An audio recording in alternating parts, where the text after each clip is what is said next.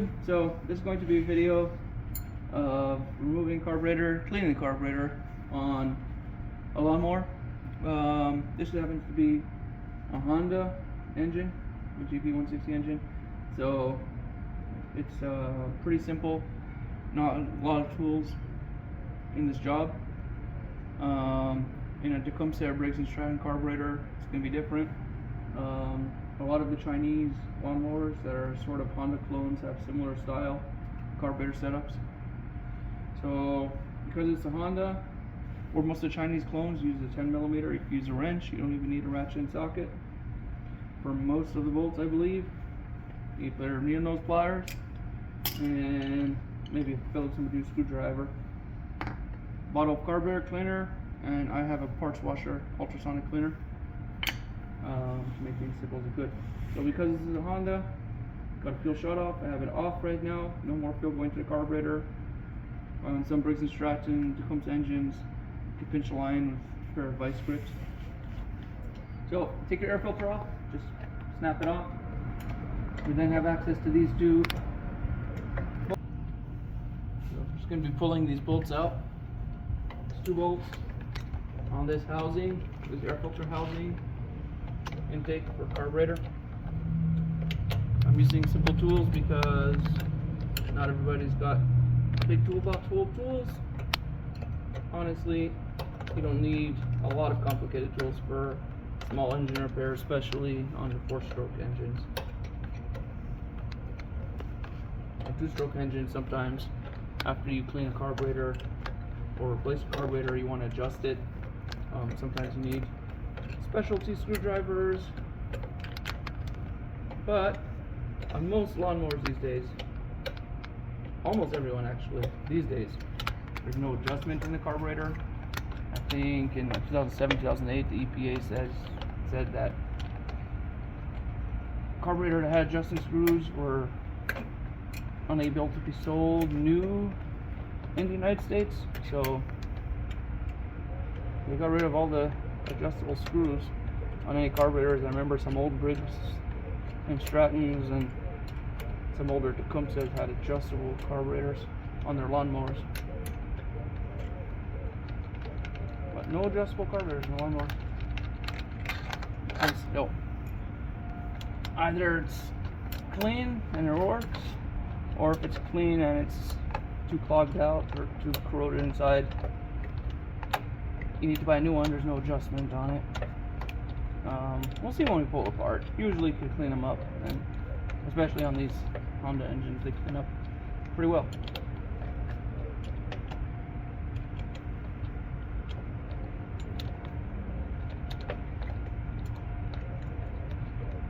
Almost there with this bolt.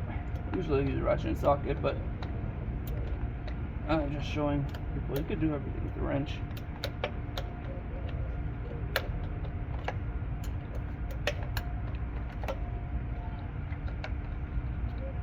There. Yeah. Now, this is an older mower like this. You want to make sure a few things once you start pulling things apart. Basically, if it's been messed with, that things are still there. Okay, first thing you want to ensure your bushings are still here, which they are. Usually there's another bolt up here, but this lawnmower is missing it. Next, you have your spacer, your gasket, that's there, and yeah, governor spring is still there.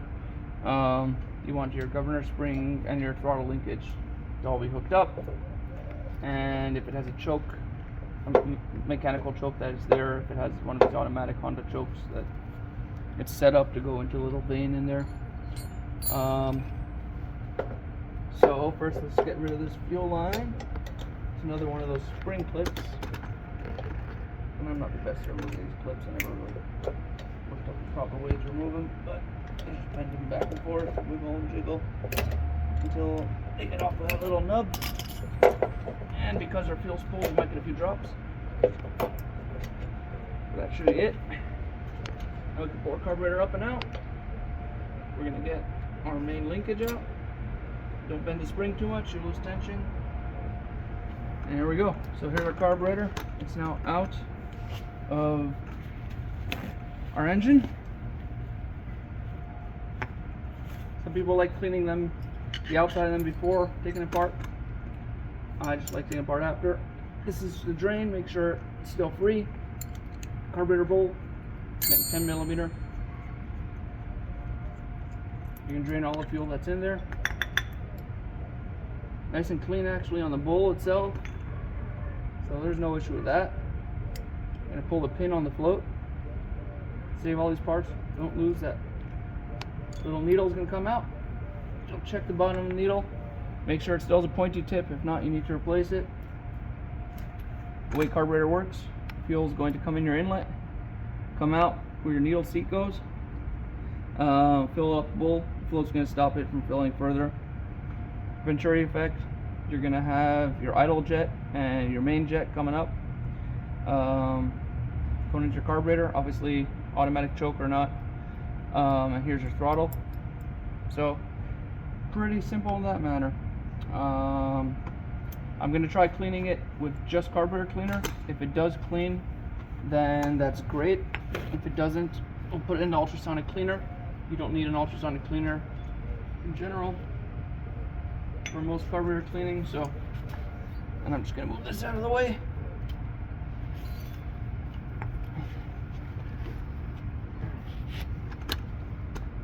So first, you just want to make sure you're getting fuel flow through your needle seat, and that goes straight through your needle seat, so that's good. Clean any surfaces that have gasket material, all little passages inside. You want to make sure they're clean and they spray through their intended holes. Now we got most of our holes cleaned up. In general, on a lawnmower that's 10 years old or less, your gasket here is going to be in pretty good condition, enough to reuse. Although I need to check. I don't know if our gasket's installed. I haven't worked on one of these carburetors in a couple of years. I haven't worked much on small engines in a couple of years. Just want to make sure his gasket's still here. It doesn't look like there's a gasket. Oh, I think it's there. Yeah, I think it's there. As long as it's not crumbling apart, we should be able to reuse it. Now, you could either take out this little jet in here with a flathead screwdriver and clean it, or if we're lucky, we could just use a spray from the carburetor cleaner and make sure that it comes out of that little passage in there. Make sure it doesn't splash, Mickey. It's gonna, if it works. Oh, you see it's coming out in the middle of the carburetor. So these are really simple carburetors. Once this main jet's clean and it's coming out and it's coming through all the passages in here, this carburetor is pretty much clean. I'm just going to spray it down to get rid of some of the dirt on the outside of this.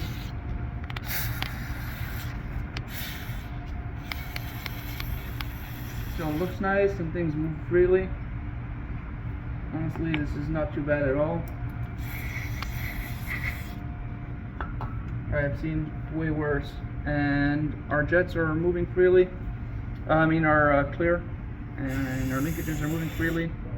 So as soon as we clean this up a bit more, should be good. This thing might have ran actually just on the fresh fuel with enough priming and getting it through the system, but now we know for sure that we got everything cleaned up.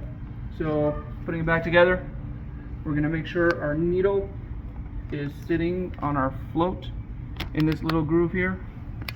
This one's not directional, just need to make sure it goes in the right place. And our pin, these should move in and out freely. If not, you can use a pair of pliers and you just wiggle until it falls in place. Get it centered to where the bowl will still come down. Now these could go in a lot of different places. In general, you want it to be somewhat accessible, this drain. So we'll put a valve there. Make sure this gasket's good. This one's not torn or anything. You can reuse it as well.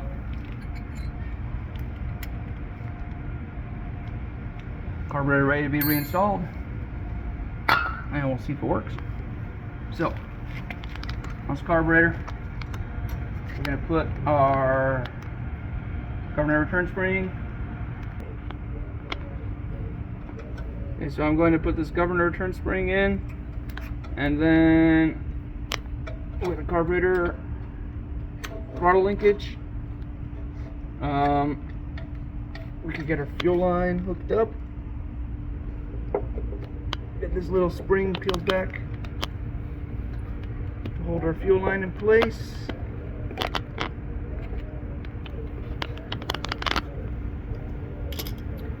Now, this gasket's relatively in okay shape.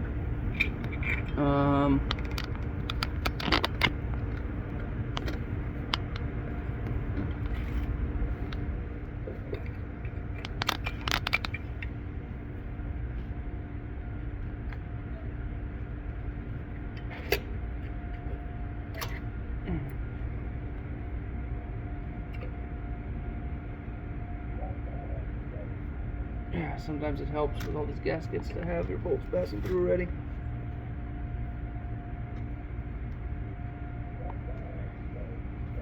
Which I'm going to do at least for one.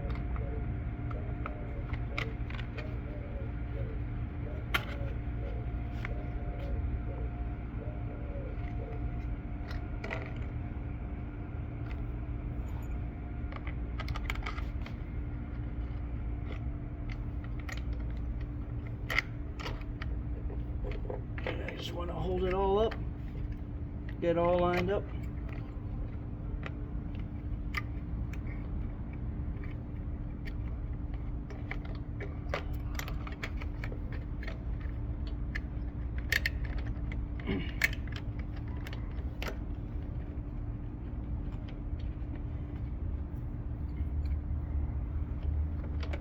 Now I'm going down with the wrench, so it is going to take a little longer again than with the ratchet and socket, and we are missing this little bolt that goes there.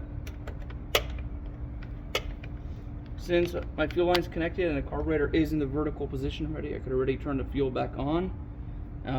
This will also allow me to check if there's any leaks coming from the carburetor. In general, if something's not tight or any of the gaskets are leaking. I'll know now. The bolt does take a good 10-15 seconds to fill up completely enough to get a good start on the engine.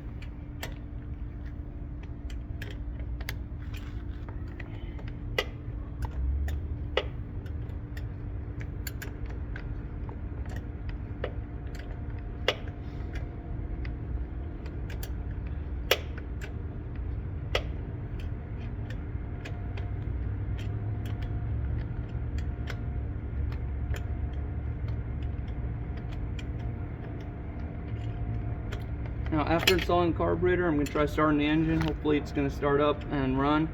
It is good to let the engine run for at least 45 seconds to a minute to ensure that the carburetor is getting proper fuel flow and the bowl is properly refilling from the fuel tank. So, and you can let it run for more to warm up. If I was keeping the mower in general, I would then change air filter if you needed it, give it an oil change, remove the blade, especially this one's got a few nicks in it, either resharpen it. This one, since it's a cheaper blade, probably replace it for about $20 if you replace it. If it's a more expensive $50 blade or so on a Honda mower. This is a Husqvarna mower with a Honda engine, so it's got Husqvarna parts. But if it was a Honda mower and had a quadro blade or something, and they're $50 a piece, I would sharpen the blade and balance the blade to make sure that it be balanced properly and not cause lots of vibrations. You really want to reduce vibrations on a lawnmower. That's the main goal, a lot of it.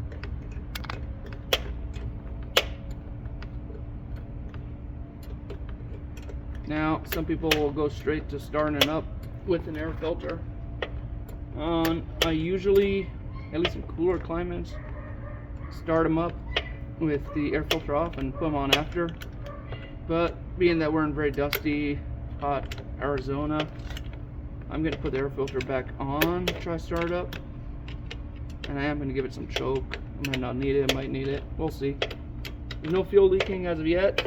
There's still some dirt on the bottom, but no fuel leaking. So as soon as these bolts are tight, we verify linkages move properly, and we should be good to start. We're still good and tight. Yes, so governor's working, springs are all in place, everything's hooked up. I'll move away from you and you can take a video of it starting at a different place, so it's not going. So, just clean the carburetor, install the air filter, give it a go.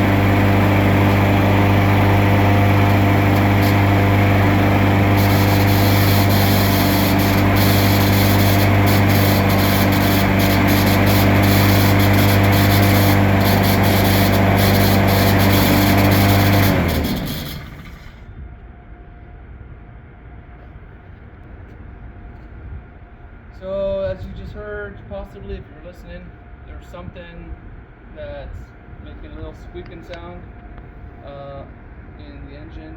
I believe a twig or something's fallen down through the recoil,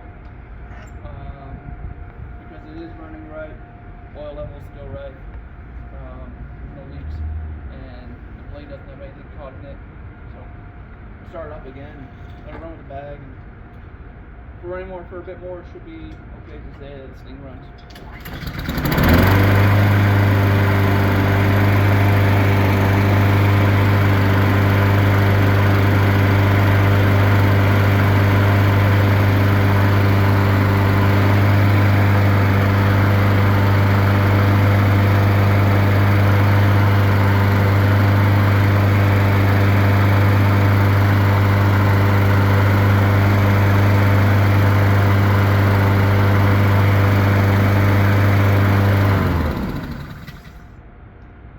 While I was running, I noticed that the smoke was almost invisible. There's a little tinge of white at the start. It's white or black, it's okay at the start. Could be has some oil in the cylinder, especially on the older Briggs Stratton Tecumsehs. If you had them on the side for a bit, it might take a bit to clear up. If it does keep smoking though, you might have some issues. But smoke cleared up. When I let go of the safety release, engine shut off, and the brake did stop the blade. So that's working properly. That means all the systems on this mower are working properly. I could use a little maintenance, but it's running right now. It works. If I want to mow, this thing would do a job, and it would mow for many more years to go.